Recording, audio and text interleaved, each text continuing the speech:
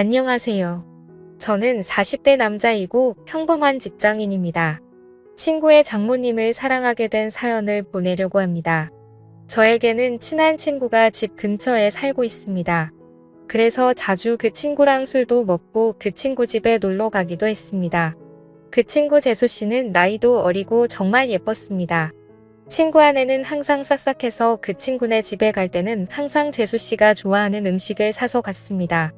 친구 결혼식 때 얼핏 빼기는 했는데 친구 장모님은 정말 미인이십니다. 나이도 많이 젊어서 저랑 몇 살 차이 나 보이지 않았습니다. 나중에 알고 보니 재수씨 아버님이 재수씨 어렸을 때 재혼을 한 것이었고 친엄마랑 다름없이 재수씨를 키웠다고 했습니다. 그래서 친구 장모님은 우리보다 14살밖에 많지 않았습니다. 하지만 피부도 좋고 얼굴도 예쁘고 몸도 날씬하고 잘 꾸며서 그런지 저랑 5살 정도밖에 차이나 보이지 않았습니다. 결혼 초부터 친구네 신혼집에 가끔 가기는 했습니다. 친구가 결혼한 후 1년 정도 후에 친구 장인어른이 갑자기 돌아가셨습니다.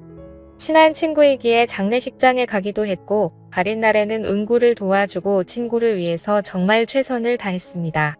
장례가 끝나고 몇 주 후에 친구에게 연락이 와서 밥을 먹기로 했습니다.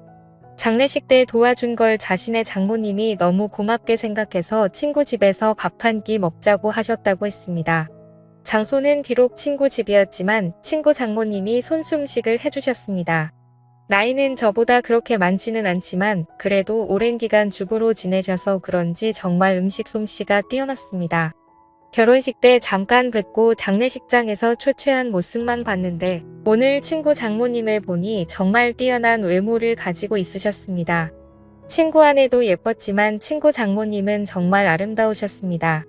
사위 친구니 저를 사위처럼 대해주시기는 했지만 저는 약간 여자로 느껴지기도 했습니다. 친구는 예쁜 아내도 있고 젊고 아름다운 장모님도 있다는 게 부러웠습니다. 그렇게 좋은 시간을 가지고 몇 년 지났을 때였습니다. 친구는 그 사이 아들을 낳았는데 아들이 돌이 지나자 재수 씨가 복직을 해야 해서 장모님이 집에 와서 봐주신다 했습니다. 친구 아들이 너무 어려서 한 번도 찾아가지 못했지만 돌잔치를 기점으로 친구도 시간이 많아져서 종종 밖에서 보기도 했고 2차로 친구 집에 가기도 했습니다. 물론 아이가 아직 어리니까 조심스럽기는 했는데 재수 씨도 저를 좋게 보고 있었고 친구 장모님도 저를 좋게 보고 있었습니다. 처음에는 아무래도 사위 친구다 보니 어색한지 장모님은 방에 들어가셨습니다. 하지만 시간이 지나자 같이 술 한 잔씩 하기 시작했습니다. 장모님도 술을 좋아하시는데 손자 때문에 많이는 안 드셨지만 그래도 맥주 몇 잔씩 드시며 좋아하셨습니다. 그러면서 제 결혼 생활이나 연애에 대해서도 물어보시며 혼자 사는 것에 대해 진심으로 걱정을 해주셨습니다. 어느 순간 친구를 통해서 반찬도 보내주시고 더 자주 초대해 저녁을 대접해주기도 했습니다. 그럴수록 친구 장모님이 너무나도 괜찮아 보였고 얼굴을 자주 봐서 그런지 정이 들기 시작했습니다. 여자친구와 트러블이 많고 스트레스를 받을 때 장모님은 너그럽고 인자한 성격으로 저의 스트레스를 보듬어 주셨고 그럴수록 점점 친구 장모님이 좋아지기 시작했습니다. 집이라서 편하게 입고 화장도 많이 하지 않은 얼굴이었지만 그래도 너무 예뻐 보였습니다. 여자친구 외모와는 비교가 되었습니다. 그럴수록 틈만 나면 친구에게 연락해서 친구네 집에 놀러갔고 그러다 보니 더 자주 보면서 친해지게 되었습니다. 여자친구와는 결국에는 헤어졌습니다. 돈을 써서 젊고 예쁜 여자를 만나는 것이 더 낫다는 생각이 들었습니다. 그리고 내 마음에 친구 장모님이 한 번 자리 잡고 나니 여자친구가 마음에 들지 않았습니다.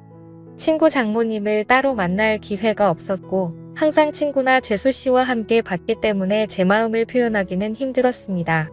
어떻게 연락처를 가지고 있기는 했지만 가끔 안부식으로 몇 번 연락을 한 게 다였습니다. 그러다 어느 날 기회가 왔습니다. 친구가 아내와 아들을 데리고 며칠 해외여행을 간다고 했습니다. 장모님에게 같이 가자고 했지만 새 식구 오붓하게 다녀오라며 자신은 좀 쉬기도 하고 친구들도 만날 거라고 했습니다. 저는 그게 기회라고 생각해서 따로 친구 장모님을 만나기로 했습니다. 친구가 여행을 간다고 한 날 연락을 했습니다. 친구 여행 가서 혼자 계시느라 심심하지 않으시냐? 그동안 저에게 대접을 잘 해주셔서 한번 대접을 하고 싶다고 했습니다. 장모님은 스케줄이 좀 있다고 하셨고 스케줄 없는 날에 그런 맛있는 거 사달라고 하셨습니다. 친구 장모님이 먹고 싶다는 메뉴를 검색해서 일부러 차로 몇십 분 가야 하는 괜찮은 맛집을 알아봤습니다. 장모님도 좋다고 하셨고 제가 차를 몰아 장모님을 태우려고 친구네 집으로 갔습니다. 그동안 친구 집에서 편한 모습만 봤었는데 외출을 한다고 꾸민 장모님을 보니 정말 아름다웠습니다. 누가 보면 정말 40대인 줄 알 정도였습니다. 물론 저를 사위 친구로 생각하시고 편하게 오신 거였지만 저는 꾸민 그녀를 보자 첫 데이트 마냥 심장이 쿵쾅거렸다. 드라이브도 하고 남한강이 보이는 분위기 좋은 곳에서 맛있는 밥도 먹었습니다. 조금이라도 그녀와 더 있고 싶어서 분위기가 좋은 카페에 가서 이야기도 많이 했습니다. 장모님은 이제 손주도 다 컸고 어린이집 학원은 친구나 재수씨도 할 수 있으니 이제 슬슬 친구네와는 따로 살 생각이라고 했습니다. 친구 부부에게도 얘기를 했는데 아직은 같이 살기를 원한다며 아마 혼자 지낼 자신이 걱정돼서 그런 것 같다고 했습니다. 장모님이 친구네 집에 계속 있으면 솔직히 저에게는 전혀 기회가 없기 때문에 저는 맞장구 쳐주는 것처럼 이제 장모님도 따로 사시면서 장모님 인생을 즐기라고 말했습니다. 장모님도 저랑 얘기가 통한다며 좋아했습니다. 장모님을 바래다 주고 헤어지기가 아쉬워서 술 한잔하자고 했습니다. 하지만 장모님은 다음날 아침부터 친구들과 스케줄이 있다며 거절하셨습니다. 며칠 안 남은 친구네 여행 기간에 시간 되실 때 있냐고 물어봤지만 간만에 혼자 있는 기간이라 스케줄을 다 잡아놨다며 친구 부부가 여행 끝나고 돌아오면 집으로 한번 와서 함께 마시자고 했습니다. 저는 너무나도 아쉬웠지만 계속 들이대면 거부감이 들까봐 그녀를 돌려보냈습니다. 집으로 들어오니 너무나도 아쉬움이 남았고 장모님을 생각하며 스스로 위로를 했습니다. 그 후로 몇 개월 친구네 집에 몇 번 갔고 친구 장모님을 보면서 애틋한 감정은 점점 부풀어 올랐습니다. 그러던 어느 날 친구네 집에 갔을 때 장모님이 보이지 않으셨고 친구는 며칠 전부터 따로 나가 사신다고 했습니다. 그 얘기를 듣고 몇 날 며칠을 고민하다가 장모님께 메시지를 보냈습니다. 나가 사신다는 얘기 들었다며 괜찮으시냐고 안부를 물어봤고 장모님은 손주가 눈앞에 아른거리지만 시간적 여유도 있고 육체적으로도 편하다고 했습니다. 이런저런 얘기를 하다가 시간 될 때 같이 식사하자고 했고 그 후로 연락을 더 주고받다가 결국 만나게 되었습니다. 몇 주 만에 만나는 그녀는 정말 아름다웠습니다. 첫 데이트 때보다 더 아름답게 입고 왔고 그 모습에 눈에서 하트가 뿅뿅하는 걸 느낄 수 있었습니다. 우리는 소고기집에 가서 한우를 먹으며 술을 한잔 했습니다. 그녀는 다음 날 스케줄이 없다며 오랜만에 술을 실컷 마시고 싶다고 했습니다. 고기질이 좋으니 술은 술술 들어갔고 장모님도 저도 술에 좀 취했습니다. 장모님은 은근히 제 마음을 알고 있다는 표현을 하면서도 자신이 나이도 있고 관계가 친구 장모님이니 그런 생각은 접으라는 식으로 말했습니다.